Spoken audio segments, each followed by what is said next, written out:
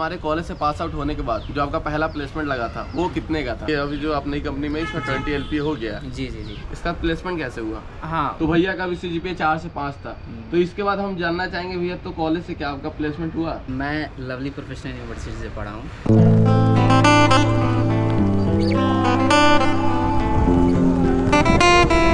तो hello everyone, welcome back to another video. तो देखो फाइनली बेंगलोर में हमें कोई ऐसा मिल गया ना जो कि कैमरा फ्रेंडली है। हमें वो बताने जा रहे हैं कि अपने 4 साल कॉलेज के, फिलहाल पहले ही आपको हम बता दें कि वो भी LPU से पास आउट थे। फाइनली वो हमें बताने जा रहे हैं कि 4 साल उन्होंने कॉलेज में कैसे पढ़ाई किया, उनका CGPA क्या था, कॉलेज से प्लेसमेंट हुआ कि नहीं हुआ, और बेंगलोर में उनका जॉब कैसा चल रहा है। उन्हें एक्सपीरियंस हो चुका है बेंगलोर में जॉब करने का 4 साल का। तो टोटली इस वीडियो में ओवरऑल अपना पूरा बताएंगे कि उनका प्लेसमेंट जर्नी कैसा था, कॉलेज जर्नी कैसा था और जॉब वाला लाइफ कैसा चल रहा है। तो मिलवाते हैं अपने भैया से। तो फाइनली आपको कैमरा फ्रेम में जो पर्सन दिख रहे हैं ना, ये हमारे भैया हैं। फाइनली ये हमें मिले हैं, तो पहले ही हमको थैंक यू बोलना चाहेंगे कि हमारे कैमरे में आए। इसके बाद भैया आप अपने बारे में एक लाइन में बता दीजिए। ओके ठीक है। मेरा नाम अयूब आलम है और मैं नेपाल से हूँ और मैं एक सॉफ्टवेयर डेवलपर हूँ। बेसिकली मैं फ्रंट एंड में काम करता हूँ। तो बेसिकली मेरा टेक स्टैक है फ्लटर, रिएक्ट और उसके बाद में व्यू हो गया जो फ्रंट एंड का टेक्नोलॉजी है। अच्छा, उसके बाद मैं थोड़ा बहुत नोट पे भी काम कर लेता हूँ, फायरबेस पे भी काम कर लेता हूँ। एक्सपीरियंस भैया कितने साल का हो गया आपको जॉब करने का? अभी मुझे 4 साल हो गया। 4 साल हो गया। हाँ, 4 साल। सबसे पहले हम पूछते हैं कि भैया कौन से कॉलेज से पास आउट हुए हैं और इनका स्ट्रीम क्या था, कैसे 4 साल कॉलेज, पहले बता दीजिए भैया कौन सा कॉलेज था? मैं लवली प्रोफेशनल यूनिवर्सिटी से पढ़ा हूँ। तो हमारे बीटेक किया हुआ है। हमारे भैया के फ्रेंड ही हैं, सेम कॉलेज सेम स्ट्रीम सब कुछ सेम है, बीटेक CSC से है, LPU ना। तो भैया हम जानना चाहेंगे कि कॉलेज का 4 साल आपका कैसा था? मतलब एडमिशन हुआ था 2016 में और पास आउट हुआ 2020 में। तो जब बेसिकली मतलब कॉलेज में गया तो उतना मतलब ये नहीं था कि चलो पढ़ना है मौज मस्ती ही चलता था।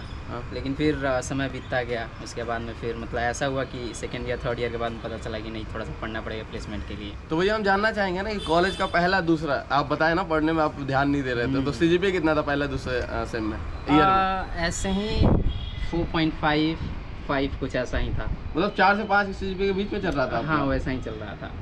बताओ, पहले दूसरे सेम में हम भी नहीं पढ़ रहे थे भाई, एकदम सीरियस नहीं ले रहे थे, तो हमको बहुत डर लग रहा था। अब जाके ज़्यादा डर लग रहा है। अभी तक कुछ नहीं सीखा, देखते देखते थर्ड ईयर में चले ही गए इस बार। तो भैया का भी CGPA 4 से 5 था। तो इसके बाद हम जानना चाहेंगे भैया, तो कॉलेज से क्या आपका प्लेसमेंट हुआ?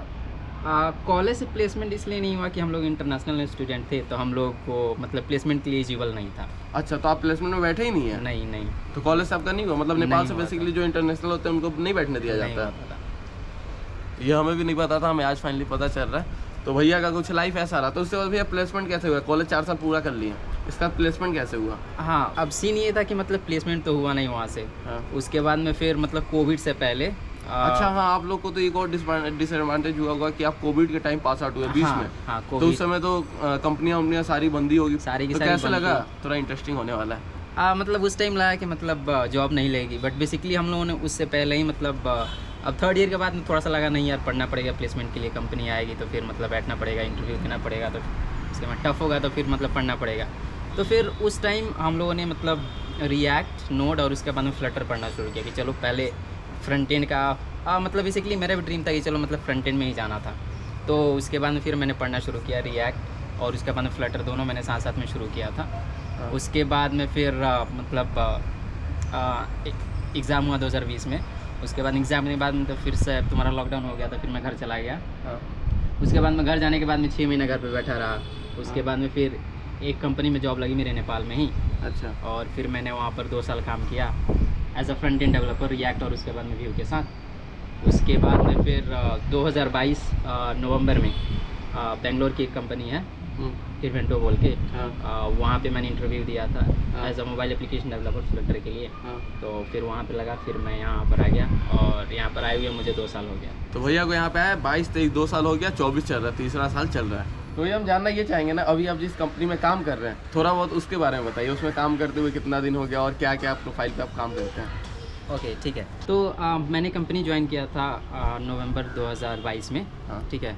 और ये कंपनी एटिक स्टार्टअप कंपनी है। अच्छा। और मेरा एक रोल यहाँ पर as a mobile application developer है, जो कि फ्लटर पे लोग काम करता है लोग। अच्छा। और यहाँ पे मतलब स्टार्टअप कल्चर बहुत अच्छा लगता है यहाँ पर आके कंपनी में। स्टार्टअप है तो वहाँ पर मतलब काम भी बहुत ज़्यादा करना पड़ता है। उसके बाद में बहुत सारा मतलब अगर कोई भी रिक्वायरमेंट आता है तो उसको मतलब जल्दी से उसको बिल्ड करके, उसके बाद फिर उसको प्रोडक्शन पे और उसके फिर डेवलपमेंट पे डालना पड़ता है। तो तो काम ज़्यादा करना पड़ता है स्टार्टअप में? हाँ, काम ज़्यादा तो ये आप खुश क्यों है? स्टार्टअप में इतना ज़्यादा काम करना पड़ता है फिर भी?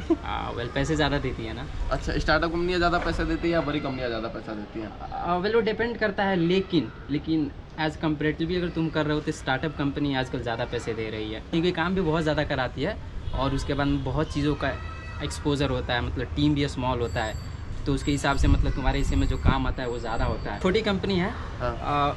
मतलब स्टार्टअप कंपनी है, तो उसके बाद में टीम भी छोटी होती है यहाँ पर, तो उस हिसाब से मतलब काम भी तुम्हारे हिसाब से बढ़ जाता है। अच्छा। और उसके बाद में जो भी टीम मेंबर होते हैं तो उनके हिसाब से मतलब सबको ज़्यादा काम करना पड़ता है। अच्छा। और उसके बाद में टीम तुम्हारा छोटा है, हाँ। तो उसके बाद तुमको वर्क फ्रॉम होम बहुत कम मिलता है। अच्छा, हाँ, जैसे बड़ी कंपनियों में हमारे भैया कल देखा था आपने, इन्फोसिस में थे ना, तो उनके साथ क्या होता था कि वो ज़्यादा एक हफ्ता से ज़्यादा 10 दिन के करीब वर्क फ्रॉम होम ले सकते हैं, लेकिन आप लोगों में क्या होता है स्टार्टअप है तो वर्क फ्रॉम होम नहीं ले सकते ना। हाँ, रीज़न क्या है? क्योंकि टीम साइज़ कम होता है ना, तो उसके हाँ। हिसाब से अब जैसे मानो कि अगर तुमको कोई चीज़ अगर डिस्कस करना है टीममेट से, हाँ। तो उसके बाद अब उसके लिए तुम उसके अप्रूवल का वेट नहीं कर सकते हो, तो इसीलिए हाँ। मतलब कंपनी चाहती है कि सारे के सारा ऑफिस ही आए। अच्छा। उसके बाद ऑफिस में जो भी स्क्रम मास्टर होता है, उसके बाद में जो भी डेली बेसिस पे मीटिंग्स वगैरह होता है, तो उसमें सब कुछ तुम्हारा डाउट्स वगैरह क्लियर किया जाता है, तो इसीलिए मतलब कंपनी प्रीफर करता है कि ऑफिस आकर ही। तो देखो वीडियो के लास्ट में आपको हम बताएंगे कि भैया का पैकेज कितना का है, क्योंकि वो भी स्टार्टअप में है। इससे पहले जो भैया जिस कंपनी में काम करते थे वो बड़ी कंपनी थी, उसका भी पैकेज हम बताएंगे, दोनों में क्या डिफरेंस है। बैंगलोर कैसा रहा ये टोटल मैं पूछना चाहूँगा, 2 साल से ज़्यादा हो गया, तीसरा साल। हाँ। तो बैंगलोर ऐसा बोला जाता है ना, IT सेक्टर का हब है बैंगलोर। हाँ। सारे IT वाले यहीं पे मिलेंगे आपको, सही बड़ी है। कंपनियाँ से लेकर छोटी कंपनियाँ, स्टार्टअप से लेकर हर चीज़ बैंगलोर में मिलेगा, ऐसा मुझे सुनने में आया। तो भैया 3 साल होने वाला है, एक्सपीरियंस कैसा रहा आपका? बैंगलोर मतलब बहुत अच्छी सिटी है यहाँ पर। हाँ। उसके बाद में अगर मतलब IT के स्पेसिफिकली बात की जाए तो मतलब आपको मतलब ऑलमोस्ट हर एक बिल्डिंग में दो चार IT कंपनी मिल ही जाएंगी। हाँ। क्योंकि मतलब दुनिया का ऐसा कोई MNC वाला कंपनी नहीं है जो कि बैंगलोर में ना हो। इंडिया में है तो मतलब बैंगलोर में ही होगा, बैंगलोर में है। IT का कंपनी है, तो ऐसा मैं भी यहाँ पे देख रहा हूँ, छोटी कंपनियों से लेकर बड़ा कंपनी। भाई ऐसा भी कंपनी मैं यहाँ पे देख रहा हूँ जिसका मुझे नाम भी नहीं पता, भरी पड़ी है, सब स्टार्टअप है, लेकिन पैसा भी दबा के दे रही है ना। ऐसा तो दबा के देती है। यहाँ पे नॉर्मल भी अगर जिसको थोड़ा बहुत काम आता है ये देखने को मिल रहा है, तो 50,000 रुपये तो मिल ही जाते हैं महीना के। हाँ, 6 लाख 7 लाख का पैकेज तो यहाँ पे। हाँ, उतना का पैकेज कोई भी उठा लेगा, अगर बंदे को थोड़ा सा भी मतलब कोडिंग आता हो, थोड़ा सा भी। लॉजिकल। इसका रीज़न क्या है? थोड़ा महंगा जगह है बैंगलोर सुनने में आया। हाँ, यहाँ पर मतलब अगर दूसरी सिटी की बात की जाए तो उसके कंपेरेटिवली बैंगलोर मतलब महंगा है। हाँ। तो उसके हिसाब से अगर तुम कंपनी ज्वाइन भी करते हो तो कंपनी उसी हिसाब से भी तुमको पैसा देती है कि जगह, और उसके बाद में जगह के हिसाब से मतलब रहने का खाने का जो भी मतलब तुम्हारा एक्सपेंसेस आता है वो ज़्यादा आता है, तो उसके हिसाब से तो आपको 5-6 लाख रुपए इजीली यहाँ पे मिल जाए, क्योंकि यहाँ लिविंग कॉस्ट बहुत महंगा है बैंगलोर का। जैसे अभी हम खड़े हैं भैया के छत पे, ठीक है, तो हम यहाँ पे आए। सबसे पहले हम आपको बता दें, अगर मान लो आपका 20-30 हज़ार सैलरी रहेगा तो आप नहीं जी पाओगे। कैसे आपको हम बताते हैं। भैया आपका जो न्यू फ्लैट है इसका रेंट कितना है? इसका रेंट है अभी 20 के। 20? इसमें इलेक्ट्रिसिटी पानी सब कुछ इंक्लूड हो रहता है? नहीं। ओनली बस फ्लैट के लिए आप 20,000 दे रहे हो, फ्लैट और पानी बिजली बिल ये सब अलग? हाँ, और उसके बाद में फिर तुमको सिक्योरिटी मनी भी तुमको देना पड़ता है। तो सिक्योरिटी मनी कितना दिए थे आप? वेल मेरे फ्लैट के लिए तो मैंने 60,000 दिया था। देख रहे हो, बैंगलोर में अगर मान लो आपका 20-25 हज़ार सैलरी या 30,000 है, तो बैंगलोर में रहने पे आपको मुश्किल होगा। अगर आप मेन सिटी की हम बात करें, जैसे कि कोरमंगला हो गया, BTM हो गया, जहाँ हम अभी खड़े हैं, ये सब महंगा पोर्स एरिया है, तो इधर क्या है आपको रूम 20,000 के नीचे तो मुश्किल है। तो फाइनली अब हम बात करने जा रहे हैं जिसका आप सभी को वेट है, कि भैया हमारे कॉलेज से पास आउट होने के बाद जो आपका पहला प्लेसमेंट लगा था वो कितने का था? वेल देखो, मतलब कॉलेज में ज़्यादा तो पढ़ाई किया नहीं था। उसके बाद पास होने के बाद में फिर मतलब कोविड में फंस गया था। तो मतलब कोविड की वजह से एक चीज़ अच्छा हुआ कि मैंने प्रोजेक्ट बहुत सारा किया था। रिएक्ट का, Vue का, और उसके बाद फ्लटर का भी एप्लीकेशन वगैरह बना लिया था। तो उसी वजह से मैंने मतलब बहुत सारा इंटरव्यू क्रैक तो कर लिया था। और लेकिन अब जैसे होता है ना, मतलब बहुत सारी कंपनी तुम्हारी डिग्री भी देखती है। हाँ। तो मतलब मेरा जो जॉब लगा था वहाँ पर मतलब तुम्हारा पैकेज मतलब कोई खास नहीं था, 5 या फिर 6 लाख के करीब थी। हाँ। और उसके बाद फिर जब मैं बैंगलोर शिफ्ट हुआ तो उससे ज़्यादा मिला। ये जो अभी नए वाली कंपनी है, हाँ। तो इसमें मैंने as a mobile application developer ही ज्वाइन किया था। हाँ। उसके बाद फिर ओवर द ईयर्स मतलब मेरा प्रमोशन हुआ। उसके बाद फिर मैं अभी टीम लीड बन गया हूँ। हाँ। उसके बाद में फिर मार्च में मेरा हाइक हुआ था, तो उसके अभी मेरा पैकेज 20 के अराउंड हो गया। ये अभी जो आप नई कंपनी में इसमें 20 LP हो गया? जी। तो देख रहे हो, अगर आप बड़ी कंपनियों में काम करते हो तो आपका सैलरी क्या होता है, इतने जल्दी नहीं बढ़ता है जितना कि स्टार्टअप में बढ़ता है ना। हाँ। और एक रोल मैंने सुना है ना भैया, कि जितना जल्दी आप स्विच करोगे उतना सैलरी ज़्यादा इंक्रीज होता है, ऐसा भी होता है? वेल वो डिपेंड करता है कि मतलब अब तुम कौन सी कंपनी चूज़ करते हो, स्टार्टअप है या फिर मतलब MNC है। उसके बाद में फिर वो मतलब कहाँ भी कहाँ की कंपनी है, जैसे इंडिया की कंपनी है या फिर मतलब एशियन कंपनी है या फिर तुम्हारी इंटरनेशनल कंपनी है, तो उसके हिसाब से मतलब पैकेज डिस्ट्रीब्यूट होता है। अच्छा। और उसके बाद में फिर तुम्हारे रोल पे भी डिपेंड करता है कि तुम कौन से रोल के लिए अप्लाई कर रहे हो, मैनेजर रोल के लिए अप्लाई कर रहे हो या फिर डेवलपर के लिए कर रहे हो। हाँ, तो इसका भैया एक छोटी सी रिक्वेस्ट रहेगी कि जो भी फ्रेशर्स देख रहे हैं ना कॉलेज से, तो उनको आप क्या एडवाइस देना चाहोगे? जैसे क्या पढ़ ले अभी तो आगे जाके फ़ायदा होगा? वेल देखो, जो मेरा 4 साल रहा कॉलेज में और उसके बाद 4 साल का एक्सपीरियंस रहा, 8 साल का एक्सपीरियंस भैया आपको देने जा रहे हैं। और उसके बाद बेस्ड अपॉन माई प्रोफाइल, जो कि बेसिकली मतलब मेरा फ्रंट एंड का प्रोफाइल है, अच्छा। तो उसके बेसिस पे अगर मैं बोलूँ कि अगर किसी बंदे की मतलब लॉजिकल स्किल मतलब उतनी तगड़ी नहीं है, हाँ, लॉजिक बिल्डिंग जिसको होता है ना, हाँ एवरेज है, तो फ्रंट एंड में आएगा तो उसके लिए बेस्ट रहेगा, राइट। और अगर किसी बंदे की अगर लॉजिकल स्किल बहुत तगड़ी है तो बैक एंड में जा सकता है, अच्छा, राइट। तो अगर मैं अपनी फ्रंट एंड प्रोफाइल की बात करूँ तो उसमें अगर तुमको जाना है तो सबसे बढ़िया है तुम रिएक्ट, उसके बाद में व्यू पढ़ो। अगर तुमको वेब में जाना है तो रिएक्ट, व्यू, और उसके बाद में एंगुलर, जावास्क्रिप्ट का कोई भी मतलब फ्रेमवर्क है उसको उठा लो तुम, उसको पढ़ो।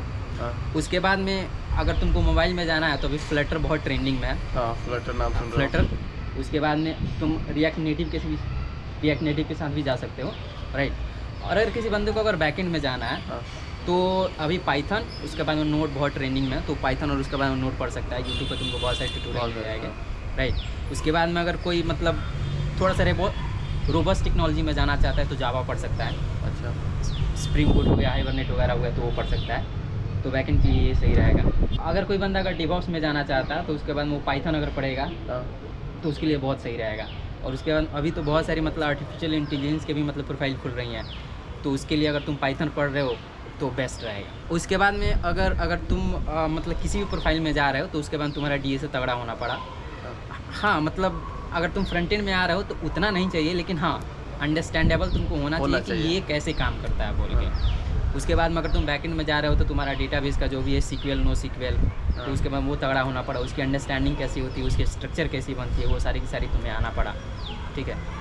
यही सब है। Best of luck. 8 साल का एक्सपीरियंस भैया एकदम फ्री में आपको बता दिया, तो ज़्यादा कुछ नहीं करना है। जो बच्चे सोच रहे हैं ना पहला दूसरा ईयर नहीं पढ़ा है तो हमें मुश्किल होने वाला है, ऐसा कुछ बात नहीं है। देखो भैया लाइव एग्जांपल मिल गया, 2 साल नहीं पढ़े थे, लेकिन लास्ट के 1 से 1.5 साल भी बहुत इनफ है अगर आपको थोड़ा बहुत नॉलेज लेना है, जिससे कि आपका प्लेसमेंट हो जाएगा। तो हमारे भैया को थोड़ा प्रॉब्लम फेस करना पड़ा क्योंकि भैया हमारे नेपाल के थे ना, वो जो इंटरनेशनल स्टूडेंट होते हैं उनको दिक्कत होता है प्लेसमेंट को लेकर यहाँ पे। हाँ, उस टाइम प्लेसमेंट के लिए हम लोग एलिजिबल नहीं थे, पता नहीं अभी है कि नहीं, उतना मुझे मालूम नहीं है। हाँ, अभी का भी शायद नहीं है मेरे को जहाँ तक पता चला। एक लड़का मैं भी देता शांति देवी में ऑडिटोरियम पूछ रहा था कि सर हम क्या करें, हम कहाँ जाएं, ऐसा सुनने को आया था। तो मुझे भी उस दिन पता चला था कि इंटरनेशनल स्टूडेंट, तो जो सर थे ना शांति देवी में, उन्होंने आंसर दिया कि भाई जो कंपनियाँ होती है ना वो अपने एम्प्लॉय के पीछे उतना टाइम वेस्ट नहीं करेगी कि उनका वीज़ा लगा कि नहीं लगा, उनका वहाँ पे क्या प्रॉब्लम फेस कर रहे हैं, बैकग्राउंड चेक्स वगैरह। हाँ, बैकग्राउंड चेक कौन करने जाएगा नेपाल। तो इसके लिए अगर आपको सेम उतने में इंडिया में मिल जा रहा है तो कंपनी क्यों मेहनत करे, ऐसा उन्होंने बताया। तो आपको थोड़ा बहुत पढ़ना पड़ेगा। कुछ कंपनियाँ आती हैं जो कि बैठने देती है इंटरनेशनल स्टूडेंट को भी, लेकिन वो कम होती है अगर आप कंपेयर करो इंडियन स्टूडेंट हो तो बस ये रहा एक छोटा सा वीडियो। तो भैया को एक हमारा बहुत बड़ा थैंक यू कि आके लाइव वीडियो में बता दिया आप लोगों को। भाई कोई मिल ही नहीं रहा, सभी कैमरा फ्रेंडली, यहाँ पे कोई नहीं है। तो एक आयु भैया हमें मिले जो कि पूरा अपना 8 साल का एक्सपीरियंस दे दिया। आई होप आपको वीडियो बहुत अच्छा लगा होगा। तो फाइनली देखो, वीडियो खत्म करने से पहले एक बात आपको बताना चाहूँगा। हमारे कॉलेज एलपी यूनिवर्सिटी का एडमिशन करवाने का जो टाइम है ना, वो लास्ट फ्यू डेज बचा है। अगर आपको हमारे कॉलेज में एडमिशन करवाना है तो उसके लिए आपको ज़्यादा कुछ नहीं करना पड़ता है, एलपी नेस्ट का एग्जाम देना पड़ता है। इससे आपको पता चलता है आप कॉलेज में एडमिशन लेने के लिए एलिजिबल हो कि नहीं, आपको कितना स्कॉलरशिप मिलेगा। तो उस फॉर्म की अगर हम बात करें तो है 1000 रुपये, लेकिन वो अगर आपको फ्री में देना है तो आपको ज़्यादा कुछ नहीं करना है। नीचे जाओ, डिस्क्रिप्शन में गूगल फॉर्म का लिंक है, बस आप उसे फिल कर दो। हमारी टीम क्या होगी, बहुत ही जल्द आपसे कॉन्टैक्ट कर लेगी और एलपी नेस्ट का डिस्काउंट कूपन कोड भी दे देगी, जिससे आपका 1 रुपये भी नहीं लगेगा एलपी नेस्ट का एग्जाम देने में। और साथ ही साथ जितना ज़्यादा हो सके स्कॉलरशिप के थ्रू आपका एलपी में एडमिशन करवा दिया जाएगा। अगर साथ ही साथ आपको अगर कोई भी डाउट आ रहा है या फिर कॉलेज से रिलेटेड या फिर एलपी नेस्ट का फॉर्म भरने से रिगार्डिंग, तो आपको ज़्यादा कुछ नहीं करना है। देखो स्क्रीन पे एक नंबर आ रहा है, इस पे कॉल करके आप अपना फ्री में सारा डाउट क्लियर कर सकते हो। तो बस वीडियो को यहीं खत्म करते हैं। जिसने भी हमारे चैनल को सब्सक्राइब किया उसका दिल से धन्यवाद, जिसने नहीं किया कोई बात नहीं, आराम से करना। तो मिलते हैं नेक्स्ट वीडियो में, तब तक के लिए बाय।